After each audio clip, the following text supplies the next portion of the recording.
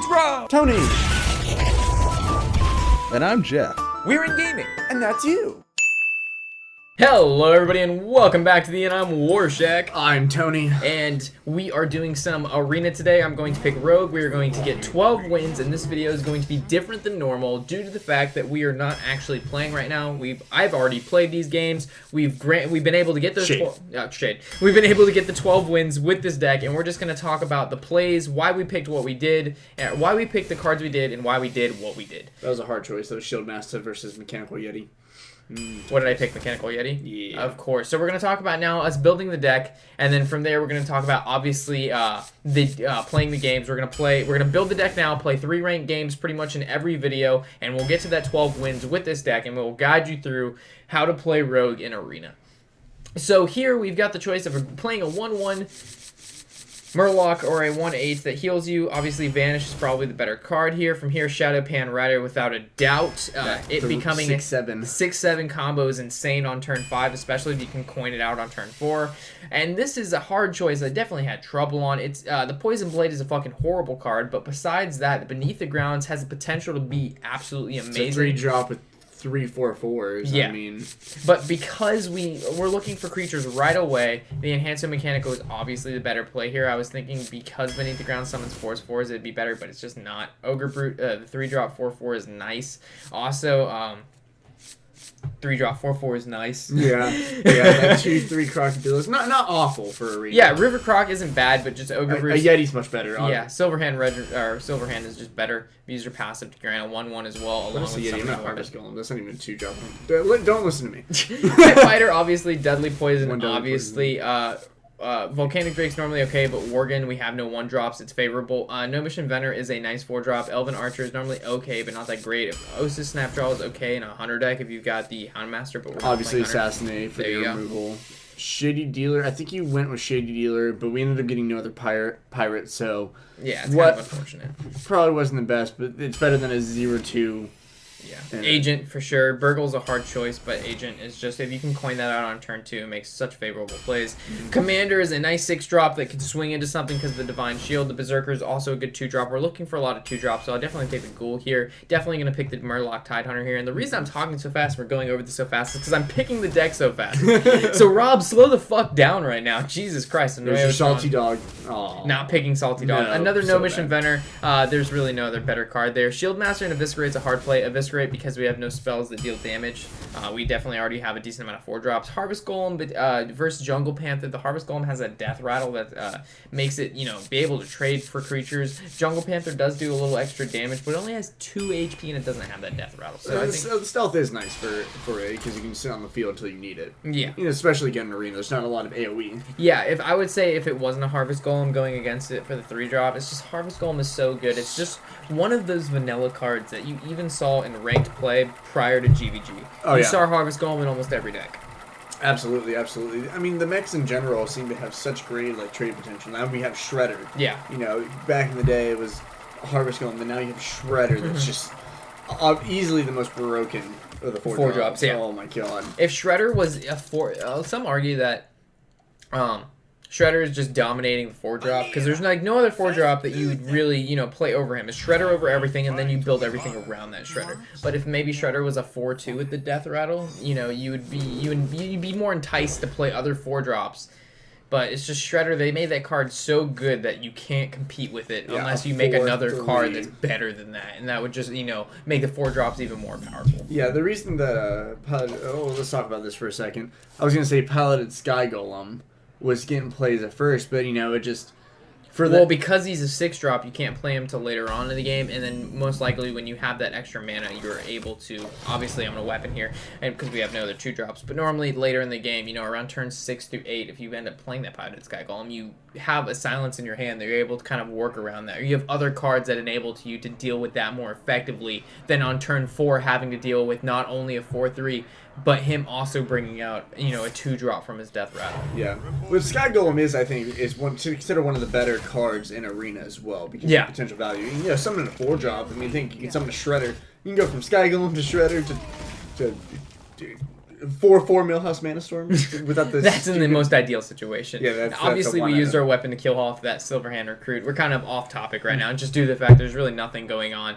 Turn 4 is looking like it's going to be swing with the Harvest Golem, play our 4/4, and invisibility our 2/3, so his Spider Tank can't kill it. And then obviously the next turn we'll use our 4/4 to kill off the Spider Tank, and then probably play a Pit Fighter or maybe even an Enhancer Mechanical and a Worgen. So normally if I was him, I would have swung the Spider Tank into the Harvest Golem.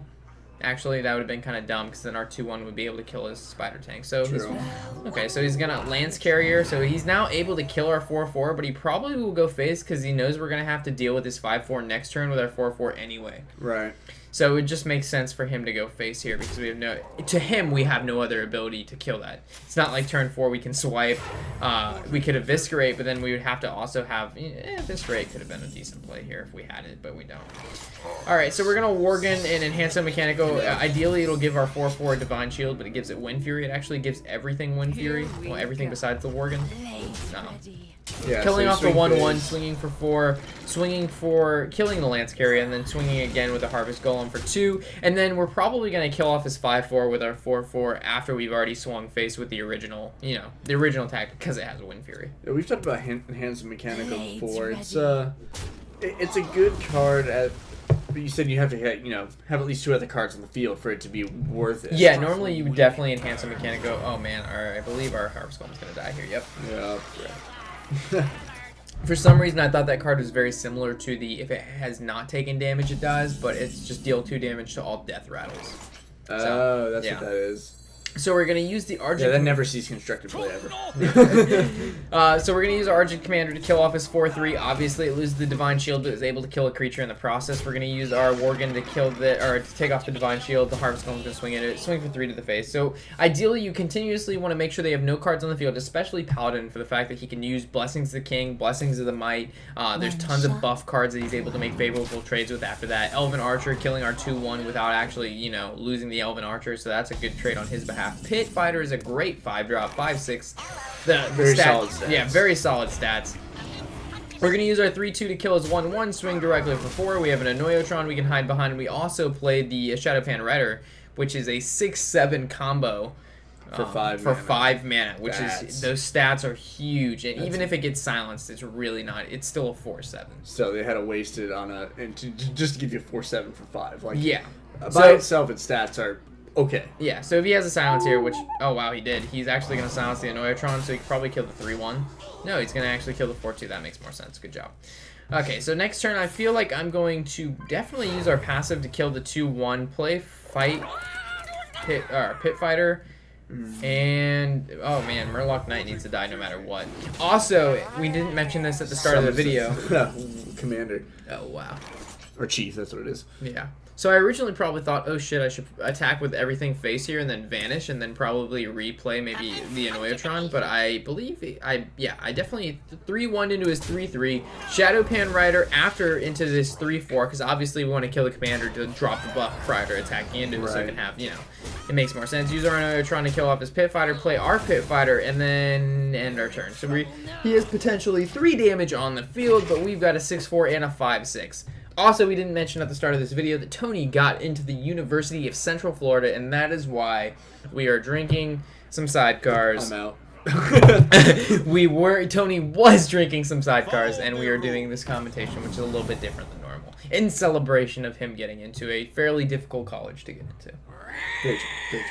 Some say it's actually harder to get into UCF now than UF. It's become a lot more competitive, especially in some of the fields that UCF is very good, and their nursing program is almost impossible to get into now. Yeah. And a lot of their engineering programs are very competitive as well. Same with UF. Yeah. So I can see where that's... So using our weapon to kill off the 2/1 here, or just go face. Face is the place, Rob. Yeah, I don't know. Okay, so we use our 1/4 to kill off his 2/1, and then do we Bomb Lobber? It's probably going to kill the 3/3 because never lucky, even though killing off either or is decent. So, Bomb Lobber does so much work throughout. You'll see throughout this playthrough of these 14 games, because 2 losses, that Bomb Lobber does so much work. Yeah, Bomb Lobber is just one of those cards in Arena. If you get it, definitely pick it, unless you have, like, you know, the other options use Sarah, but it's only a rare, so the other option would never be use Sarah. So always pick Bomb Lobber. Yeah, Bomb Lobber's fun. Plus, it's cool. It's just... You'll never see it in ranked play, ever. Yeah, that's right. We saw that Warrior. Rob... The only other time I ever saw it was in Rob's Mad Bomber deck. It was like a complete RNG mage deck. Mad Bomber, Matter Bomber, Bomb Lobber, Flame Leviathan. A bunch of things to return to your hand so you can play more and do it. It was just so dumb, and half the time we just hit him in the face anyway, so...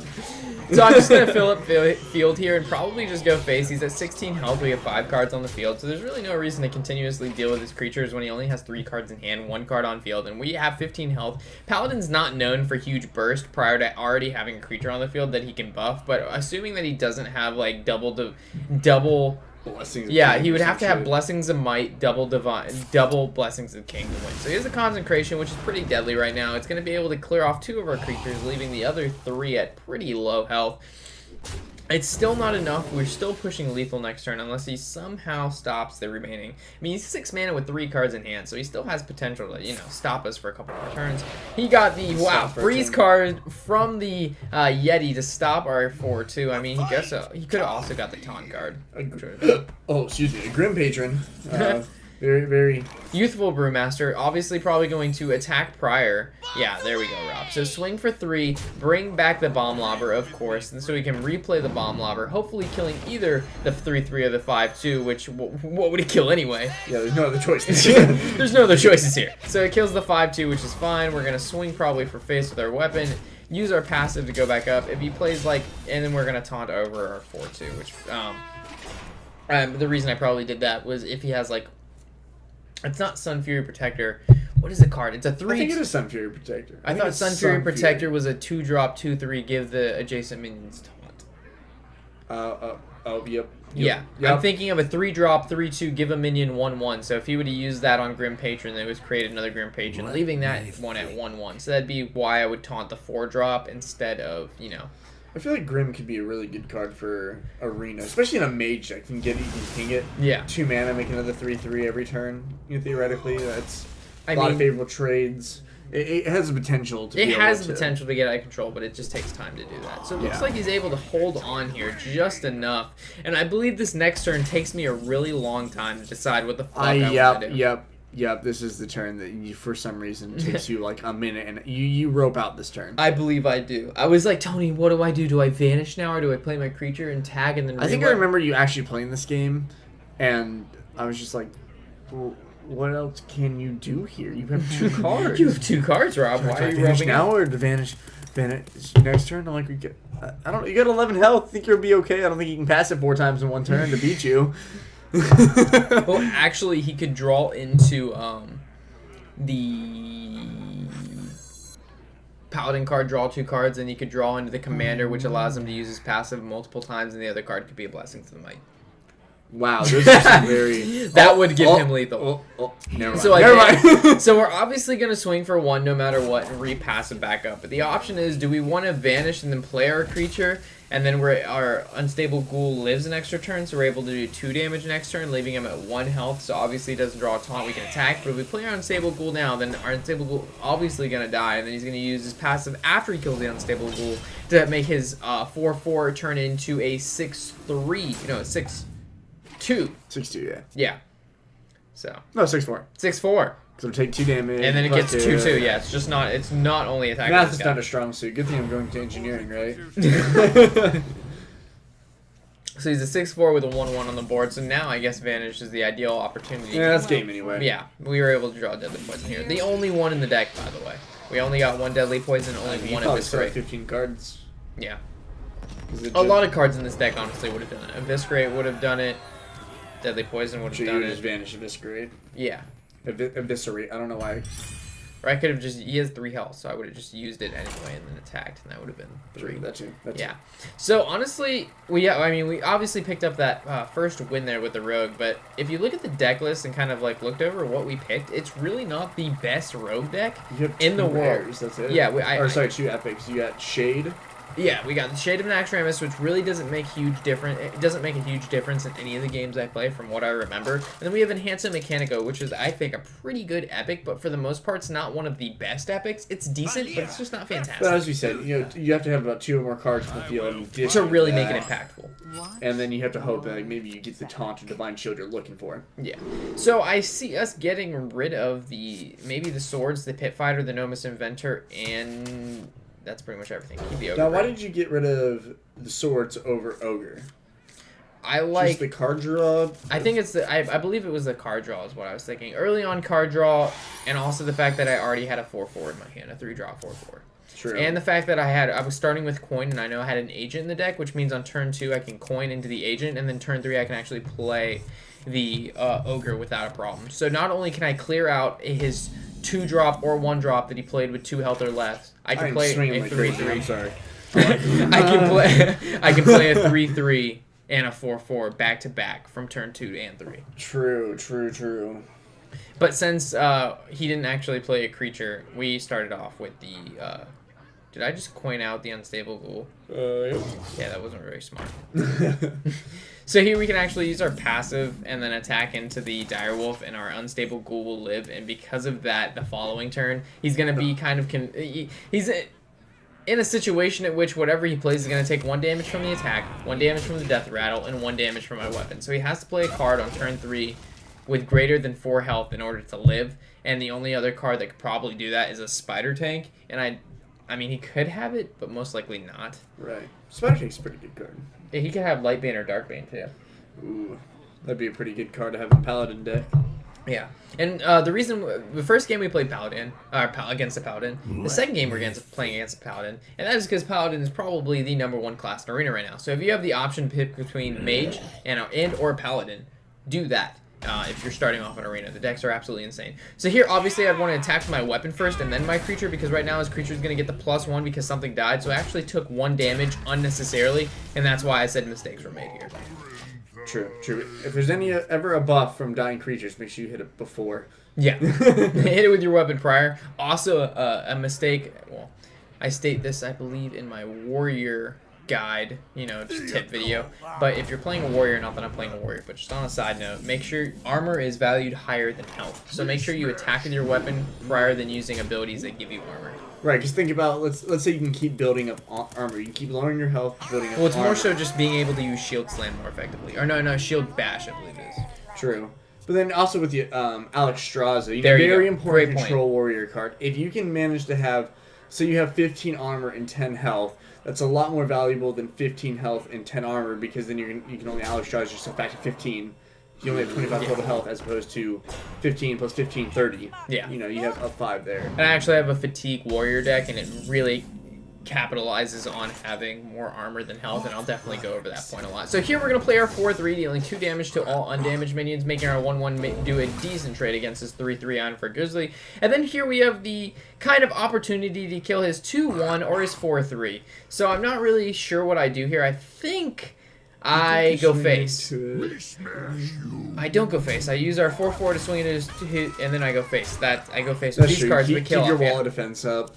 Yeah, so I have Anoyo trying to stay up, so his Dwarf can't, swing into some of our 4/3s or our 4/2. But if he does have Consecration, we are prone to that right now. He could actually clear our entire field. Which obviously he doesn't. If he would have used it the prior turn if he had Consecration, if I was him. Or he would have used it before attacking. Yeah. So, Bomb Lobber also coming in. Wait, actually, we could... strong. I think I'm going to probably Agent the 4/2 instead of attacking it with our 2/1, which is kind of silly. I suppose we could swing... You probably... I think we decided that this play was kind of a mistake, because you... Oh, yeah. You were... See, like, you did not attack with the... I did not attack with the Murloc prior to returning it to my hand, which is... I'm fucking retarded. Yup. And we swung with our 4-drop, and it's weird because we should have swung with our 4-drop prior to our... We should have swung with our Ogre prior to our 4/3, because if the Ogre would have targeted the 6/6, the play we would have done after that would have been a little bit different. Yeah, most definitely. So that play was a little bit sketchy there, but yeah, I mean, the idea of returning the Murloc to our hand, granted another 1/1 to come out of it, was, you know, decent, but not that great. I don't know what the fuck I was thinking. Oh, let's see. And Joust is a tie, therefore. No 7 health. Yeah, so that's Which is a bummer for that guy, because put him even further behind, or keeps him behind. Yeah. The fact that it doesn't heal at all when you lose the Joust is a pretty big deal. Yeah, most definitely. Like, because there's Healing Wave, you know, which is 3 drop, what, do 7? Yeah, 3 drop, automatically heal 7 no matter what, but if you win the Joust, it doubles it up to 14. 14, half health, that's insane. That's an insane Shaman card. That's won you so many games that people just... What the fuck am I doing? I gave my card fucking stealth prior to attacking with it. Nice. Okay, so we're going to be retarded here. We're probably just going to swing face with everything. I don't know. No. Obviously, we're probably going to kill his 6-2 without a doubt. Bro. So Murloc Tidehummer, swing for 4. The swing for 4 probably misses. Hits the 5-1. Oh man, so we just swing face with everything and we just play everything. Looks like I'm going. We got 25 health, so yeah. I think you rushed a bit when you hit with your ogre, because I think you were trying to. If you would have waited to see what happened, you probably would have played that a little bit different. Yeah, I probably would have used our 3-2 to kill off his 5-1 maybe. But the fact that his big creatures have low health right now and he doesn't have Concentrate due to the fact that he would have already fucking used it. I really don't see him being able to clear our entire field. Yeah, if he had. So he used all his big creatures. Wow, and it hit face. Wow, that's really unlucky for him. Yeah. Because now we're going to be able to do 5 damage, use our weapon, swing face, puts him at 2 health, and then we're probably going to just bomb lobber, see what that hits, and pretty much just summon everything else. Alright, Rob should have bomb lobbered first here to make sure it didn't hit the 6-6, because if it did, then I would have used a 2-1 to kill it. Right. Yeah. Which then his 1-drop creature could have taken out a... What is it? What is he, a 6-drop 6-6, but he could be a 9-9? Yeah. Yeah, so 1-drop... Definitely should have bomb lobbered there. Good call, Tony. Yeah. Just small things like that can end up, like, turning the game around. You Definitely, know what I mean? without a doubt. Because the smallest little misplays can be completely fatal. The victory is... I mean, enough small misplays, they get bigger. Just like just like in life or in relationships, if you want to view it to that. I mean, a bunch of small fuck-ups, you know, creates one big clusterfuck. It's like one little snowflake that turns into a small snowball. Yeah, it's like this. To like a giant fucking avalanche. It's the snowball effect. It starts small, it travels down the mountain, it just gets bigger and bigger. And because of that one mistake you made early on, it kind of cycles into something much bigger. If you would have just avoided it in the first place, you would have never been in that situation. Yeah, so that's why even the smallest misplays, like, oh, it's no big deal. Which, I mean, it can be. It really can be. Yeah. Just, you had the story about, I think, what's-his-face messages you even during this, Jod. Yeah. His one misplay cost him that entire game against Trump. Yeah, so I actually had a friend, he's going to be messaging me probably shortly if we remember this correctly. I think it's this game. Okay. So this is the 3rd game. We actually have 2 wins already in a row, which is quite nice. We're going against a Druid, which is, I believe they're decent in Arena. Most of the Druid cards, unlike Warrior revolves around a lot of synergy with their cards. Inner Rage, Whirlwind, it all revolves around, you know, that Warsong Commander, Grim Patron, Berserker combo. But as, you know, Rogues, Mages, Paladins, Druids, most of the cards in the actual deck itself under that class are fairly decent on their own. They don't require any other card or combinations to make those cards really work. Right. Which is quite nice when playing in Arena, and that's why they're more favorable classes than Warrior. Yeah, so you got like you got Ironbark. He's an 8/8. He doesn't require anything else. He's just a big guy that just stands in the way of hitting you. I would say even better than that. So, you know, Druid of the Claw, Keeper of the Grove. I mean, most of the, a Darnassus Aspirin doesn't need anything. It puts you a turn ahead while it's out. Dude. Yeah. I mean, it's fantastic. We So obviously talk 10 minutes about Darnassus Aspirin. Yeah, I go on a rant about that card. That card's absolutely fucking insane in my opinion. It's a free wild growth, and then if you're going against a hunter and they frozen trap it, you keep the wild growth because it never died, so it's death rattle. Yeah. Never takes the never takes the mana crystal away. Fucking insane. It's pretty fucking crazy. Oh, so, I think this is where. Oh no. I think John's about to message you. We'll see. So he's able to kill off my 2/3. Obviously, next turn we're gonna play the Harvest Golem. The following turn, maybe we're gonna play the Ghoul and Eviscerate. We drew into a 4-drop, which is really nice. It's gonna look like we're gonna swing with our 2-drop next turn and then give it stealth, just like we did in the first game. Right. If he plays a bunch of small creatures, you can use your 5-drop and in 2 turns to kill them off. Yeah, with definitely. Or possibly kill all them undamaged minion takes 2 damage. That's a really good rush killer card. But it doesn't see a lot of play because I mean I've actually played against a rogue who's played it quite a few times, or played against rogues who play that, and it messed me up in quite a few games. You just don't play around it. Some cards, you know, like Eviscerate, Vanish, you know, some of their when they oil, you kind of deadly weapon. You kind of can play around those, but you don't play around that 5-drop. No, it's like, okay, well, if I summon it, it's basically a consecrate. I mean, Yeah. it's almost like consecrate. Yeah. Which is, and you get what is he, like A 4/3. okay stats, pretty decent stats. Yeah, in arena, he holds his own pretty well. I think he comes in pretty helpful. Yeah, he did. He throughout comes in this helpful. run. Yeah, he definitely does. Just like Bomb Lobber. So Jad here, my buddy, he actually played against, just a funny story, not that it relates to this game whatsoever, but it's a funny story. He played against Trump, and he actually had lethal against Trump while Trump was streaming. And he played Brave Archer, and he had Quick Shot in his hand. So he Quick Shotted, forgot that Quick Shot, when you have no cards in hand, generates an extra card off the top of your deck. You're able to draw from that. And the card he drew, he had enough mana to also play that card and then use his passive, and then Brave Hunter. Is that his name? Brave Hunter? Braveheart? Braveheart's a movie. Brave Hunter. It's the Brave thing that, Archer? That's what it Brave is. Archer. I said it the prior and then I forgot. It looks like the chick from the movie Brave, by the way. Exit Meridian or whatever her fuck her Yeah. name is. So he actually, when she says if you have no cards in your hand and you inspire, you deal 2 extra damage, which means your passive would ideally do 4 damage. But he forgot the Quick Shot draws him a card, and he didn't play that card because he got excited and picked up his, he already had used his passive, right after the Quick Shot, and he actually lost that game, which was pretty bad because he beat Trump. I mean, the lethal was there, but he just misplayed it out. And That's that one thing we're talking about. That one little misplay can cost you the entire game, which it did because it was a win-lose situation there. If you would have done it correctly, you would have won. But he lost following turn. So it looks like we're going to swing our 4/1 into his 2/7. And the only reason I do this play instead of going all face is because our card only has 1 health. So let's say he swipes our 4/4 Ogre. It's going to kill off our 4/1 no matter what. And it's not going to get any value out of it besides dealing 4 extra damage. But killing his 2/7 is much more valuable. So let's say if that was still at the HP of having 4 health, then we definitely would have gone face there because it wouldn't have been prone to the after effects of swipe, but because it only had 1 health, whether he's going to use passive, Wraith to draw a card, or Wrath, I should say, to draw a card, or swipe. I always say Wraith instead of Wrath. I don't know why. Then you played Wrath of the Lich King. I know. You played Wrath of the Lich King. I don't know why. Wraith of the Lich King. It's because this druid, you always used to call it Wraith. I was playing against a druid one time, and he would always boom. I don't know what to talk about. I don't want to talk about it. So he's going to Healing Touch here, pushing me out of lethal. We were able to do it because of the Argent Commander and our weapon equip, and now we can't. So here we're going to probably summon our 6-drop, swing for 4, use our Ogre to attack the 1/2. I think you swing into the 1/4 with your... My Ogre. Oh, your Ogre, that's right. Yeah. And then we want to keep the Divine Shield on the 4/2. There's really no point to lose that Divine Shield. So it's a good play by me here because now even if he swipes, anything, it's going to take off the Divine Shield prior to dealing damage to that creature. Right. So it kind of puts him at a sticky situation where that card is most likely not going to be leaving the field this turn unless he really wants that 4/2 dead. And also the fact that the Harvest Golem still has that Death Rattle to be able to summon a 2/1. It's going to be really hard for him to remove any more than 2 cards on the field right now. The No Mission Adventure is not that bad to remove, or not that hard to remove, but for the most part. So another Antique Heal Bot. So he's healed for 8 twice now. And he's got a Mark of the Wild. Wow.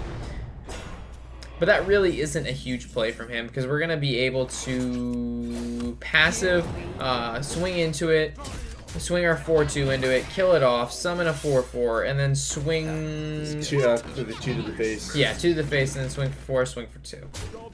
That's not Agent. Pushing lethal Pretty next turn. decent card. And I definitely probably wouldn't have done that play if we were going against a mage who was going to be able to Flame Strike, because a Flame Strike would completely clear my field right now. And make him draw a card. Yeah, he would be able to draw a card. That 2/1 from... Yeah, and then he would just ping it for 1. Exactly. If he had the mana. He only has 8, so obviously Flame Strike would be the only thing he can do unless he had like an Arcane Missiles. Which obviously, the probability of it hitting our 2/1 is quite high. I feel like getting a Ronin would be pretty great for Arena. I mean, Ronin's a great card regardless, but... Yeah, a lot of the late game legendaries really make impactful, games-wise. If you can get a Ysera... Ysera, I've seen a lot of... If you can get a Ysera, oh my fucking god. Yeah, that's Ysera, like basically guaranteed. Rag, I mean, Hellscream if you're a warrior. I mean, most of the class legendaries, Archmage if you're a mage, most of the class legendaries are pretty fucking broken. Tyrion. Oh my Tyrion god, Arena, dude. what the fuck are you gonna do against a Tyrion? That's like almost instantly like a 12 win. Yeah, unless they have a silence in their deck. So it looks like we're just gonna have lethal here. So that kind of wraps up our 3 wins. You can expect, as I said, we said at the beginning, this is a 12-2 arena run, so it's quite nice. We do all right, and we'll continually discuss, how to play this rogue deck. And we didn't really get a broken rogue deck, so it's not like, of course, you got 12 wins with this deck. You have Ysera, you got Rag, you got a bunch of epics, you know what I mean? Yeah, you got 2 epics, and then some decent rares, so I mean, there was some thinking that obviously had to go into these 12 wins. Maybe not sometimes, but... Yeah, obviously from some of the misplays. But I remember you sitting in the office, you're like, man, this deck sucks. And then you end up winning 12, and it's like, well, obviously not that bad. Yeah. So this is a pretty, I wouldn't say it's not a great deck, but it's not a bad deck. I would say it's a somewhere in the midst of an average, maybe a little on the better side because of all, we got 2 Harvest Golems, we got the Agent, we got Ogres, you got Commander. You got some of the better cards that you can get out of. Yeah, so we got some better of the lower drops that you could get. We didn't get any crazy cards, but we got a pretty solid 1 to 4 drop. Like, you're up to your 4 drops, you got some pretty solid ones. Yeah. So it's just kind of like this guide in general is just going over, hey, these are some of the cards you should pick, this is how you should play them, and we'll see that throughout the games that we're doing. If you didn't already know, we're going to play 3 ranked games pretty much per video. And, a couple extra for the losses in there, unfortunately. Yeah, this deck, as I said, goes 12-2, which means we can't do 3 wins each. So we're probably going to do 3 to 4 games each. And that pretty much wraps up this video. The next video should be coming out within, I would say, about a week of each other-ish. So, thanks for stopping by the end, guys. I am Warshack. I'm Tony. And thank you for stopping by the end. Oh, happy whatever the hell day it is. Happy what whatever. the fuck did I just say? All right, Sidecar's getting to me.